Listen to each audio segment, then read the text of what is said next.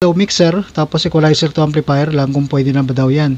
So pwede yan idol, ano? Katulad nito, amplifier at saka equalizer natin. So, halimbawa, cellphone na gagamitin natin na source idol, ano? Pag wala pa tayong equalizer. So itong gagamitin natin na connector. Halimbawa, itong ating input o audio input ng ating amplifier. So ang 3.5 dito sa ating cellphone. So dito idol, magpi-play tayo, ano?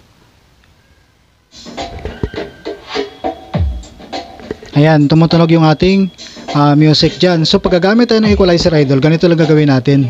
Wala na tayong gagawin dyan sa ating input. So ito idol, ano, sa amplifier lang nito na mayroong effector loops. Ayan.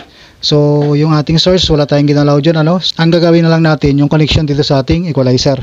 Itong dual 6.35 to dual RCA, ito yung connection natin sa ating equalizer. So halimbawa, input ng ating equalizer.